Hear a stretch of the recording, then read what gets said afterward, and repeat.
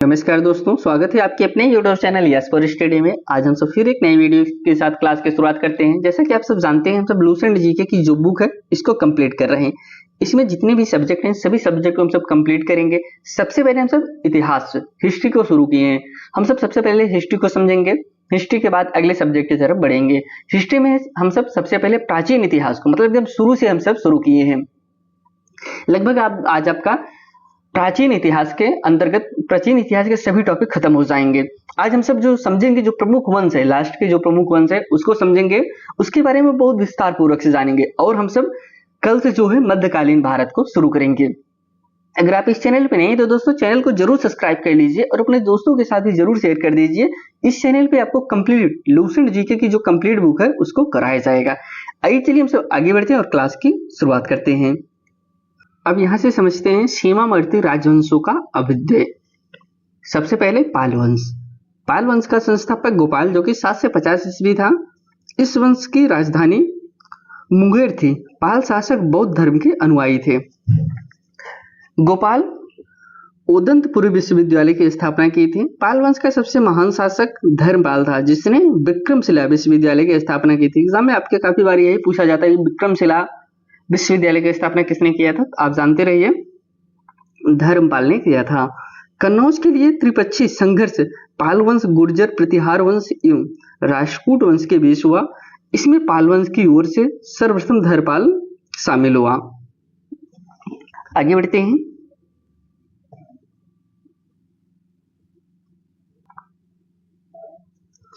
ग्यारहवीं सदी के गुजराती कवि सोरठल ने धर्मपाल को उत्तरापथ स्वामी की उपाधि से संबोधित किया।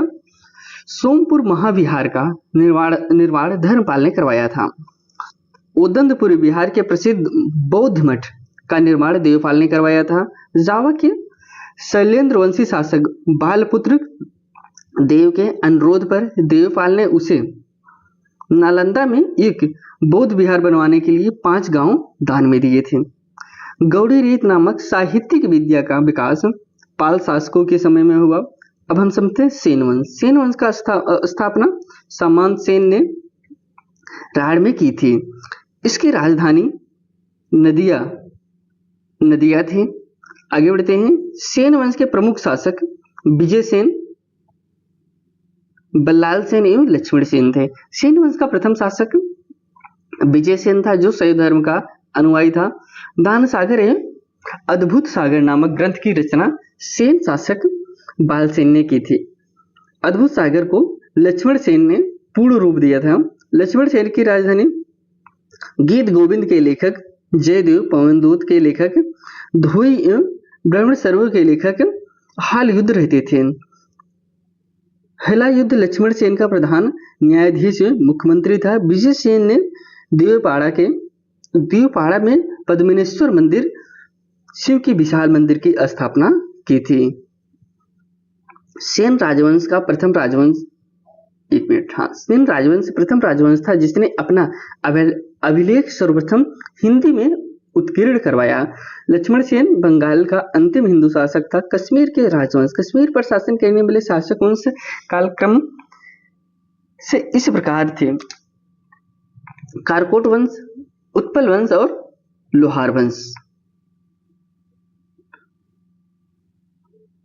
627 ईस्वी में दुल्लुवर्धन नामक व्यक्ति ने कश्मीर में कारकोट वंश की स्थापना की थी। हेनसांग ने उसके शासनकाल में कश्मीर की यात्रा की थी। कारकोट वंश का सबसे शक्तिशाली राजा ललितादित्य मुक्तापीड़ था। कश्मीर का मार्तंड मंदिर का निर्माण ललितादित्य मुक्तापीड़ के द्वारा करवाया गया था। कारकोट वंश के बाद कश्मीर पर उत्पल वंश का शासन हुआ। इस वंश का संस्थापक अवंतीवर्मन था। अवंतीपुर नामक नगर की स्थापना अवंतीवर्मन ने की थी। अवंतीवर्मन ने अभियंता शिव ने सिंचाई के लिए नहरों का निर्माण भी करवाया था। 980 ईस्वी उत्पल वंश की रानी जिद्दा एक महत्वाकांक्षी शासिका हुई। उत्पल वंश के बाद कश्मीर पर लोहार वंश का शासन हुआ। लोहार का संस्थापक संग्राम राज था।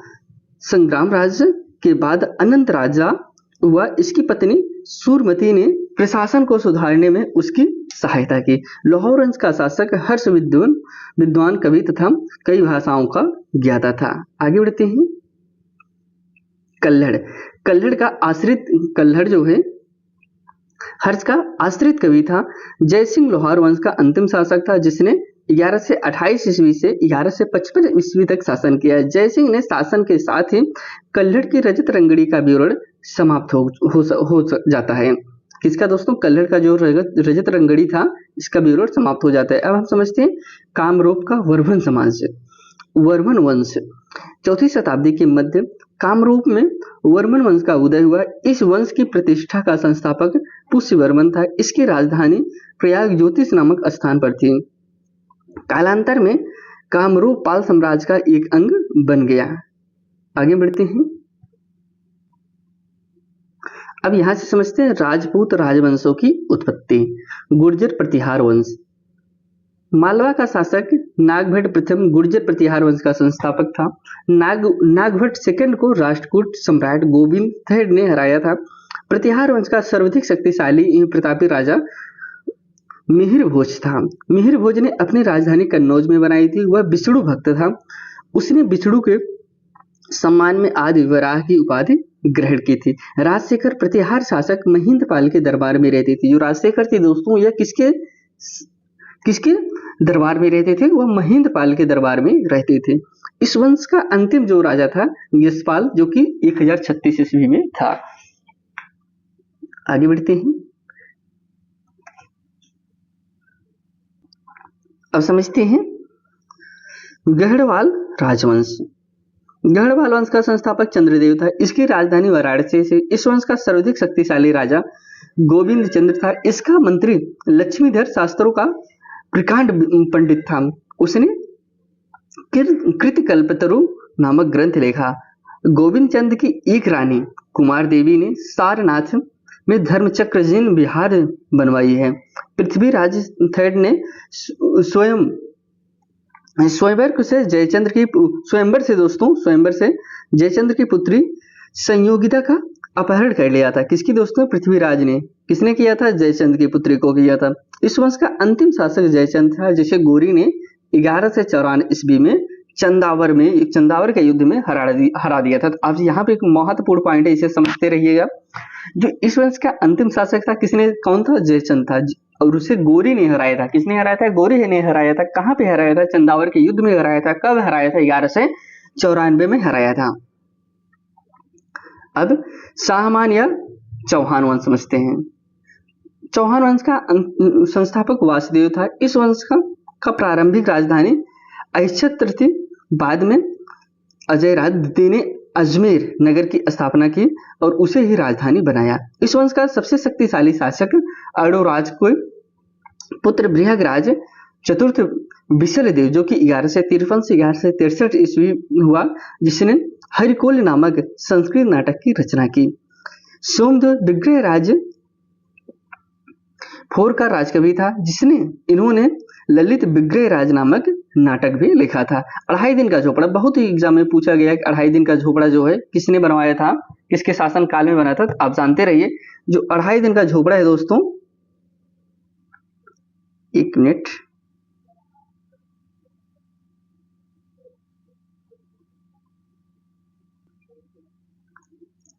अढ़ाई दिन का झोपड़ा नामक प्रसिद्ध मस्जिद शुरू में ब्रिगेडियर फोर द्वारा निर्मित एक विद्यालय था। जो 2.5 दिन, आपके एग्जाम में जानते रहिए कि जो 2.5 दिन का झोपड़ा था दोस्तों, शुरू में एक विद्यालय था। पृथ्वीराज थर्ड ने इस वंश का अंतिम शासक था। चंद्रवरदायी पृथ्वीराज तृतीय का राजकवि था। कौन दोस्तों? चंद्रवरदायी जो है पृथ्वीराज तृतीय का राजकवि था, जिसकी रचना पृथ्वीराज रासो, बहुत ही महत्वपूर्ण है दोस्तों, जिसकी रचना क्या थी? पृथ्वीराज रासो थी। किसकी थी? चंद्रवरदायी की थी। रणथंभौर के जैन मंदिर का शिखर पृथ्वीराज थर्ड ने बनवाया था। तराइन का प्रथम युद्ध 1191 ईस्वी में हुआ, जिसमें पृथ्वीराज तृतीय की विजय और गौरी की हार हुई थी। अब हम समझते हैं तराइन के द्वितीय युद्ध, जो कि 1192 में हुआ, जिसमें गौरी की विजय पृथ्वी तृतीय की हार हुई थी। यहाँ पे दोस्तों पृथ्वीराज का हार हुआ और गौरी का विजय हुआ था। अब हम समझते हैं परमार वंश। परमार वंश की बात करें, देखिए धीरे धीरे मुगल काल आने वाला है। परमार वंश का संस्थापक उपेंद्र राज था। इसकी राजधानी धारा नगरी थी। प्राचीन राजधानी उज्जैन। परमार वंश का सर्वाधिक शक्तिशाली शासक राजा भोज था। राजा भोज ने भोपाल के दक्षिण में भोजपुर नामक झील का निर्माण करवाया था। नौषधि ये चरित्र का लेखक श्री हरसिंह, प्रबंध चिंतामणि के लेखक मेरुतुंग थे। राजा भोज ने चिकित्सा, गणित एवं व्याकरण पर अनेक ग्रंथ लिखे। भोजकृत युक्त कल्पत्री में वास्तुशास्त्र के साथ साथ विविध वैज्ञानिक यंत्रों व उनके उपयोगों का उल्लेख है। आगे बढ़ते हैं। नवसंग चरित के रचयिता पद्म गुप्त, दशरूपक के रचयिता धनंजय, धनिक हलायुध एवं अमित गति जैसे विद्वान वाक्यपत मुंज के दरबार में रहते थे। कविराज की उपाधि से विभूषित शासक राजा भोज था। भोज ने अपनी राजधानी में सरस्वती मंदिर का निर्माण करवाया था। कौन दोस्तों? जो राजा भोज था वह सरस्वती मंदिर का निर्माण करवाया था। आगे बढ़ते हैं। इस मंदिर के परिसर में संस्कृत विद्यालय भी खोला गया। राजा भोज के शासनकाल में धारा नगरी विद्या व विद्वानों का प्रमुख केंद्र थी। इसने चित्तौड़ में त्रिभुवन नारायण मंदिर का निर्माण करवाया। भोजपुर नगर की स्थापना राजा भोज ने की थी। पर परमार वंश के बाद तोमर वंश का, उसके बाद चायमान वंश का और अंततः दोस्तों 1997 ईस्वी में अलाउद्दीन खिलजी के सेनापति नसरत खां और अलूक खां ने मालवा पर अधिकार कर लिया। अब देखिए यहां से दोस्तों लगभग समाप्ति की तरफ है और मुगल वंश की शुरुआत की तरफ है। अब हम सबसे चंदेल वंश की अगर हम सब बात करें तो प्रतिहार साम्राज्य के पतन के बाद बुंदेलखंड की भूमि पर चंदेल वंश का स्वतंत्र राजनीतिक इतिहास प्रारंभ हुआ। बुंदेलखंड का प्राचीन नाम जोजुकाभुक्त है। चंदेल वंश का संस्थापक ननुक, जो कि 831 ईस्वी था, इसकी राजधानी खजुराहो थी। प्रारंभ में इसकी राजधानी कलिंजर, जो कि महोबा थी। राजा धंग ने अपनी राजधानी कलिंजर से खजुराहो में स्थानांतरित की थी। चंदेल वंश का प्रथम स्वतंत्र एवं सबसे प्रतापी राजा यशोवर्मन था। यशोवर्मन ने कन्नौज पर आक्रमण कर प्रतिहार राजा देवपाल को हराया तथा उससे एक विष्णु की प्रतिमा प्राप्त की, जिसे उसने खजुराहो के विष्णु मंदिर में स्थापित की थी। धंग ने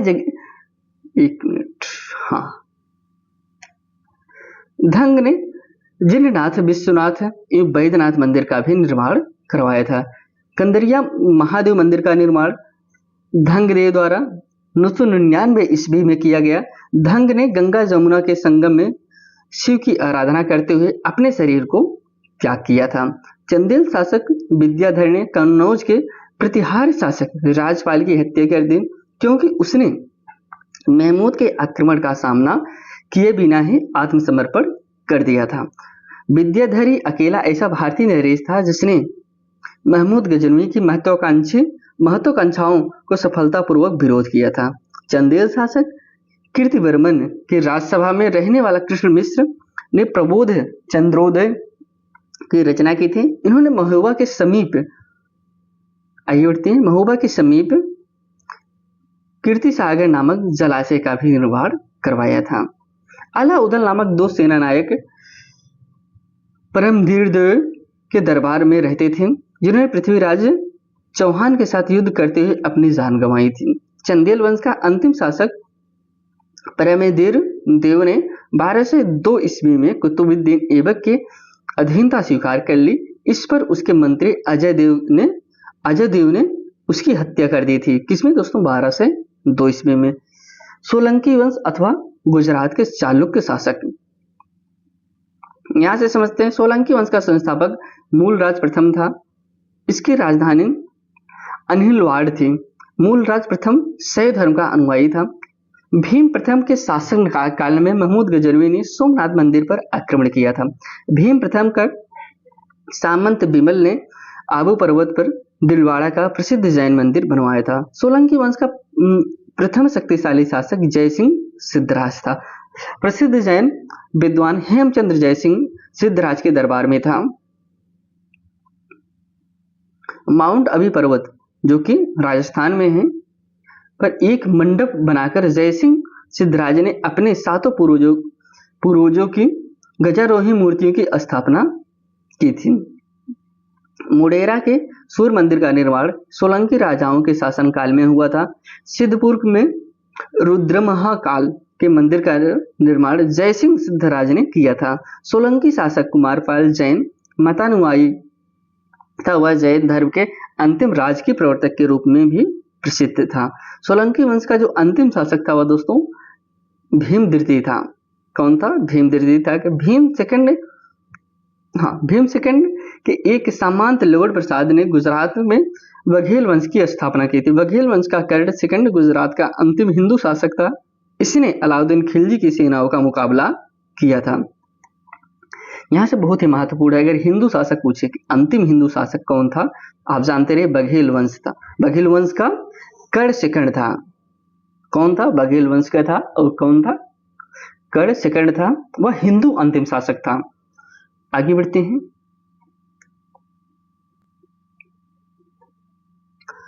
कलचोरी चेदी राजवंश। कलचुरी वंश के संस्थापक कोक्कल था। इसकी राजधानी त्रिपुरा थी।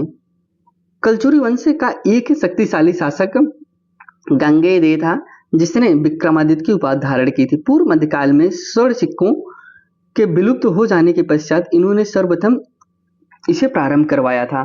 कलचुरी वंश का सबसे महान शासक कणदेव था जिसने कलिंग पर विजय प्राप्त की और त्रिकलाग गाधिपति की उपाधि धारण की।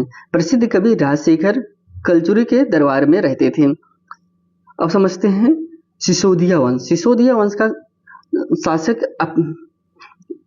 यहाँ से सिसोदिया वंश के शासक अपने को सूर्यवंशी कहते थे जो मेवाड़ पर शासन करते थे। मेवाड़ की राजधानी क्या है? चित्तौड़ थी।